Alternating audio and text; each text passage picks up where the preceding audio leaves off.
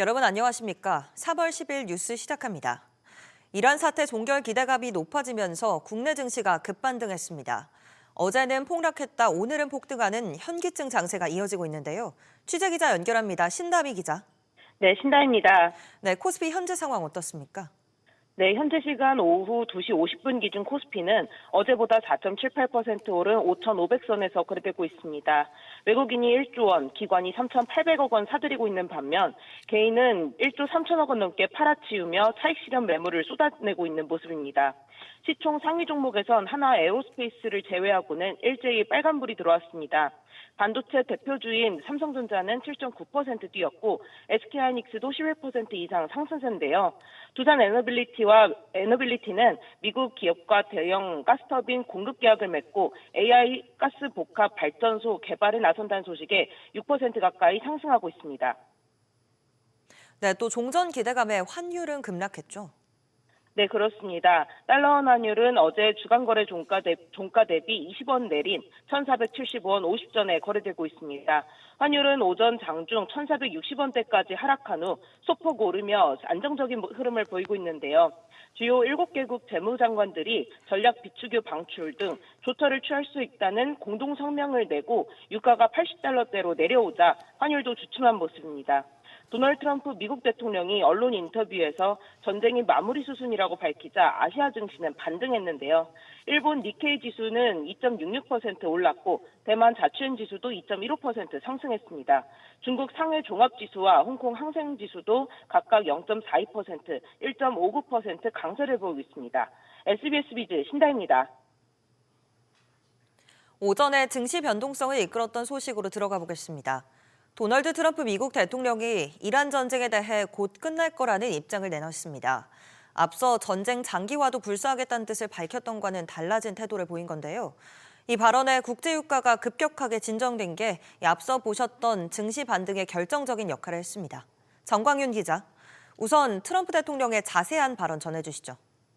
네, 트럼프 미국 대통령은 현지 시간 9일 기자회견을 열고 우리는 매우 결정적으로 승리하고 있다며 전쟁이 꽤 빨리 끝날 것이라고 말했습니다. 앞서 열린 공화당 행사에서도 이번 전쟁을 이란 지도부를 제거하기 위한 단기 여정이라고 표현했는데요. 이란은 이미 쏠 수 있는 미사일도 다 쐈다며 저항할 역량이 얼마 남지 않았다고 강조했습니다. 다만 군사작전이 이번 주 종료될 수 있느냐는 질문엔 아니라면서 적이 완전히 패배할 때까지 공세를 누그러뜨리지 않을 것이라고 밝혔습니다. 또 유가를 안정시키기 위해 호르무즈 해협을 장악하는 방안도 검토하고 있다고 했는데요. 이후 본인 소셜미디어에서 이란이 석유 흐름을 차단하려 할 경우 지금보다 20배 더 강력한 타격을 가할 것이라고 경고했습니다. 네, 또 국제유가는 롤러코스터를 탔죠. 네, 그렇습니다. 서부 텍사스산 원유 WTI와 브렌트유 선물 모두 장중 한때 가격이 배럴당 120달러에 육박했습니다. 이후 G7 재무장관들이 비축유 방출 등 필요한 조처를 할 준비가 돼 있다는 성명을 내놓자 100달러 선 아래로 내려갔고 전쟁이 곧 끝날 수 있다는 트럼프 대통령 발언이 나온 뒤엔 80달러대까지 후퇴했습니다. 하지만 이란이 여전히 강경한 태세를 보이고 있어 상황은 더 지켜봐야 하는데요. 이란 혁명수비대는 전쟁의 끝을 결정하는 건 미국이 아닌 우리라면서 미국과 이스라엘 공격이 계속된다면 이 지역에서 단 1리터의 석유 수출도 허용하지 않을 것이라고 강조했습니다. SBS 비즈 정광윤입니다. 정부가 미국과 이란 전쟁 여파로 불어난 물가를 위해 이르면 이번 주 석유 최고 가격제 부활을 예고했습니다. 30년 만에 부활하는 제도다 보니 찬반 의견도 엇갈립니다. 류선우 기자. 네, 류선우입니다. 네, 대통령이 물가 안정 대책을 촉구했어요. 네, 이재명 대통령이 오늘 주재한 국무회의에서 가장 시급한 과제를 물가 안정으로 꼽고 민생 부담을 덜기 위한 적극적인 정책을 주문했습니다. 지금은 이러한 외부 충격이 민생과 경제산업에 미칠 영향을 최소화하는 데 모든 국가적인 역량을 총동원해야 되겠습니다. 이 대통령은 유류비의 가파른 상승으로 화물 운송과 택배 배달, 하우스 농가처럼 국민 실생활과 직결된 분야의 어려움이 가중되고 있다고 지적했습니다. 그러면서 석유 최고 가격제 집행, 에너지 세대 조정, 소비자 직접 지원을 포함해 추가적 금융 재정 지원도 속도감 있게 검토해야 한다고 말했습니다. 네, 또 물가 인상의 핵심인 이 유가를 잡기 위해 최고 가격제가 30년 만에 부활한다고요. 네, 이번 주 석유 최고 가격제가 시행됩니다. 산업통상부는 현재 관련 고시 제정 절차에 들어가는데요. 정부가 구체적인 시행 방식은 밝히지 않았지만 정유사 공급가의 상한선을 설정하는 방식이 유력하게 검토되는 것으로 알려졌습니다.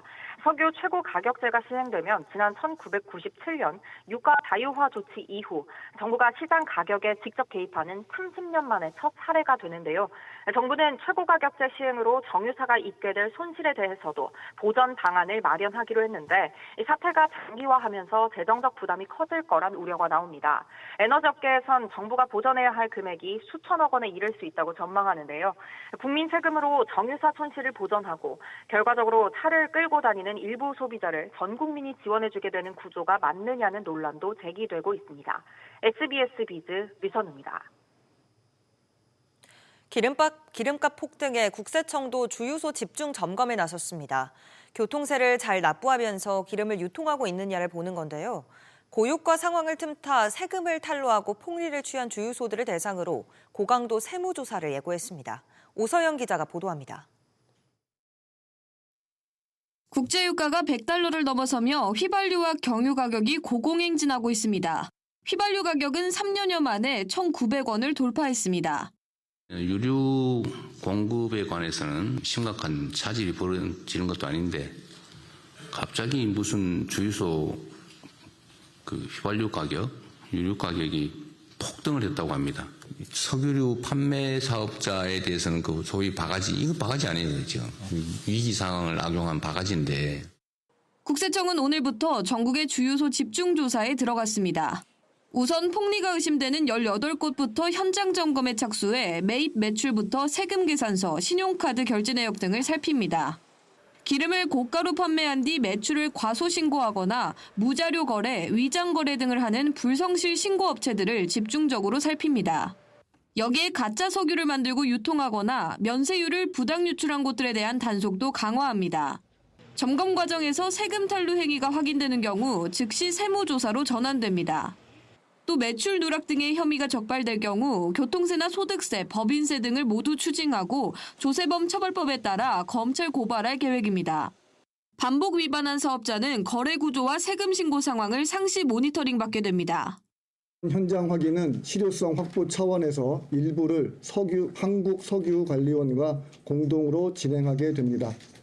국세청 과세인프라 그리고 석유관리원의 전문 지식이 시너지 효과를 내어 가짜 석유 등 적발도 상당 부분 이루어질 것으로.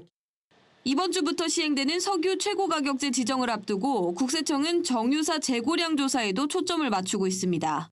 SBS 비즈 오서영입니다. 여당이 정책금융기관과의 중복 투자 논란이 제기된 전략수출금융기금의 교통정리에 나섰습니다. 투자 대상이 겹칠 가능성을 막기 위해 추후 시행령으로 투자 대상을 구체화하는 법안이 발의됐는데요. 취재기자 연결합니다. 정보윤 기자. 네, 정보윤입니다. 네, 기존 전략수출금융지원법에 보완 입법이 나왔군요. 네, 전략수출금융기금은 방산, 플랜트 등 대규모 수주를 지원하기 위한 것으로 재정경제부가 올해 경제성장 전략에서 처음 제시했는데요. 한정혜 더불어민주당 의원이 지난 1월 전략수출금융기금 설치를 골자로 하는 전략수출금융지원법을 대표 발의했습니다. 다만 해당 법안은 기금의 용도를 대규모, 장기, 신시장 등 전략수출로 규정하는 데 그쳐서 수출입은행과 산업은행, 무역보험공사 등 정책금융기관과의 역할 중복 우려가 제기됐습니다. 이에 안도걸 민주당 의원이 전략수출금융지원법을 새로 대표 발의하면서 보완에 나선 건데요. 기금의 용도를 추후 시행령으로 명시하도록 하는 게 가장 큰 차이점인데 정책금융기관과의 역할 부분을 명확히 하고자 하는 취지입니다. 네, 이 시행령으로 기금 투자 대상을 구체화하겠다는 건데 재원 조달 방식에도 일부 차이가 있다고요. 네, 한정혜 의원안에는 기금의 재원으로 정부 납부 기술료가 포함되어 있지만 안도걸 의원안에서는 빠졌습니다. 이에 대해 안 의원실 관계자는 정부 납부 기술료는 정부가 R&D 투자를 하고 여기서 발생한 성과를 환수해 다시 해당 분야에 투자하는 순환형 구조라며 여기서 일부를 기금으로 전입해 사용하게 되면 순환 구조가 축소될 우려가 있다고 말했습니다. 한편 지난 1월 한 의원이 발의한 전략수출금융지원법은 현재 재경위에 계류된 상태인데요. 민주당은 상임위에서 두 법안을 추가 논의할 방침입니다. SBS 비즈 정보윤입니다. 중동 사태로 유가와 환율 변동성이 커지면서 정부가 제시한 올해 2% 성장률 달성에도 영향을 미칠 수 있다는 우려가 나옵니다. 이재명 대통령이 조기 추경 필요성을 언급한 가운데 국책연구기관인 KDI에서도 재정의 역할을 강조했습니다. 자세한 내용 취재기자 연결해 들어보겠습니다. 정윤영 기자. 네, 정윤영입니다. 네, 중동 사태로 경제 충격이 우려되면서 이 재정 투입에 대한 말이 나오는 거죠? 네, 김세지 KDI 원장은 오늘 기자간담회에서 유가 환율 상승에 따라 물가와 성장률이 걱정된다고 밝혔는데요. 이어 대외 불확실성이 우리나라 성장률에 어느 정도 영향을 미칠지 아직 예단하기는 어렵지만 경제 충격 확대로 민생 부담이 늘어날 경우 재정이 일정 부분 역할을 하는 것이 의미 있다고 강조했습니다. 김 원장은 또 경제 성장을 위한 재정 정책은 과감하게 할 필요가 있다고도 말했습니다. 네, 우리나라는 특히 원유 의존도가 높아서 중동 사태가 경제에 미치는 타격이 더 클 것 같은데요. 네, 그렇습니다. 경제협력개발기구 OECD 회원국 중 원유 의존도가 가장 높은데요. 유가 상승이 수입 물가를 끌어올려 기업의 생산 비용을 높이면 이는 소비자 물가 상승으로 전이돼 내수 경기에 영향을 미칠 수 있습니다. 최근 현대경제연구원은 보고서를 통해 올해 연평균 국제유가가 배럴당 100달러에 달하는 비관적 상황이 발생한다면 경제 성장률이 최소 0.3%포인트 하락할 것이란 전망을 내놨습니다. 오일 쇼크 수준인 150달러 이상으로 급등할 경우는 성장률이 0.8%포인트나 하락할 것으로 예상했는데요. 다만 간밤 도널드 트럼프 미국 대통령이 조기 종전 가능성을 언급해 국제유가가 80달러대로 급락하기도 했는데요. 호르무즈 해협 봉쇄가 풀리더라도 걸프 해역 석유 수출이 완전히 회복하기까지는 6주에서 7주 정도의 시간이 걸릴 것이란 전망이 나옵니다. SBS 비즈 정윤영입니다. 앞으로 전세 계약 전 집주인의 세금 체납이나 지배 위험도를 한눈에 확인하는 시스템이 도입됩니다. 이사 당일 전입 신고를 마치는 즉시 보증금을 보호받도록 법이 바뀌어 이 기습 대출 사기가 사실상 불가능해집니다. 박연신 기자가 보도합니다. 보증금 2억 원의 다가구 주택을 계약한 세입자 A씨. 집주인은 등기부등본을 보여주며 근저당 1억 원만 있다고 안심시켰지만 몇 달 뒤 건물이 경매에 넘어가고서야 기존 세입자 보증금 6억 원과 근저당 3억 원이 설정돼 있다는 사실이 드러났습니다. 이런 식의 전세 사기 피해자는 벌써 3만 5천 명을 넘어섰고 피해액은 4조 7천억 원에 달합니다. 정부는 이런 피해를 막기 위해 계약 전에 전세 위험을 한 번에 확인할 수 있는 시스템을 도입하기로 했습니다. 민생 안정과 공동체의 신뢰를 훼손하는 전세 사기 범죄의 근절을 위해서는 주거 안정에 대한 사회적 책임성을 보다 강화할 필요가 있습니다. 예비 임차인이 주택 주소를 입력하면 선순위 임차인 보증금과 근저당 규모, 임대인의 세금 체납 여부와 신용 정보까지 전세 위험도를 한 번에 확인할 수 있게 됩니다. 특히 이사 당일 집주인이 몰래 대출을 받는 이른바 영시의 함정도 원천 차단합니다. 현재는 전입신고를 해도 다음날 영시가 돼야 대항력이 생기지만 앞으로는 신고 즉시 효력이 발생하도록 법을 고칩니다. 임대인이 잔금 당일에 기습적으로 해당 부동산에 근저당권 등을 설정한다고 하더라도 임차인에게 그보다 선순위 권리가 유지되게 함으로써 추후 공경매 시 보증금을 반환받기가 용이할 것으로 예상됩니다. 공인중개사의 설명 의무도 강화됩니다. 단순히 서류를 보여주는 것을 넘어 선순위 보증금과 권리관계를 임차인에게 명확히 고지해야 합니다. 정부는 관련 법 개정과 시스템 구축을 거쳐 내년 하반기부터 서비스를 시작할 계획입니다. SBS 비즈 박연신입니다. 전기차는 성능과 안전을 좌우하는 핵심 부품이죠. 그런데 메르세데스 벤츠가 일부 전기차에 세계 1위 배터리 업체 제품이 들어간 것처럼 판매한 사실이 적발됐습니다. 공정거래위원회는 소비자를 속인 행위라며 과징금 112억 원을 부과하고 검찰에 고발했습니다. 엄하은 기자의 보도입니다. 벤츠코리아가 딜러사들에게 배포한 전기차 EQE, EQS 판매 지침입니다. 벤츠가 CATL 배터리를 선택한 이유, 세계 1위 배터리 업체의 기술력 등이 강조돼 있습니다. 소비자가 배터리에 대해 물으면 CATL의 장점을 중심으로 설명하란 내용도 담겼습니다. 하지만 실상은 달랐습니다. 차량 상당수에 CATL이 아닌 파라시스 배터리가 탑재됐습니다. EQE 6개 모델 중 4개 모델, EQS 7개 모델 중 1개 모델에 파라시스 배터리 셀이 들어갔습니다. 공정거래위원회는 벤츠코리아와 독일 본사가 이 사실을 알고도 숨긴 채 판매했다고 판단했습니다. 파라시스 배터리 셀이 탑재된 차량은 약 3,000대 정도 판매되었고 판매 금액은 약 2,810억 원에 이르는 것으로 파악되었습니다. 파라시스의 경우 벤츠 EQ 전기차 국내 출시 이전인 2021년 3월 중국에서 배터리 화재 위험으로 대규모 리콜된 이력이 있으며 공정위는 벤츠코리아와 본사에 대해 시정 명령과 함께 과징금 112억 원을 부과하고 검찰에 고발하기로 했습니다. 공정거래법상 사업자에게 손해배상 책임이 있는 만큼 피해 차주들의 손해배상 청구 소송도 이어질 전망입니다. SBS 비즈 엄하은입니다.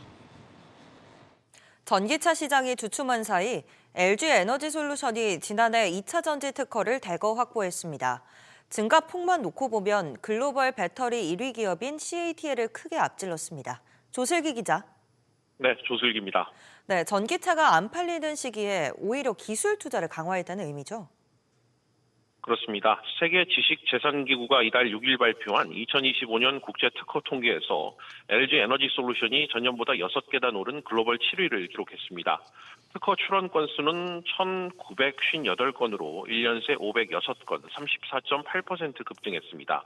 작년 한 해 동안 LG 엔솔보다 많은 특허를 쌓은 곳은 글로벌 탑10 기업 중 중국의 화웨이가 유일합니다. 글로벌 배터리 1위 기업 CATL은 특허 출원 건수에서는 LG 엔솔에 앞섰지만 증가 폭은 절반 수준에 그쳤습니다.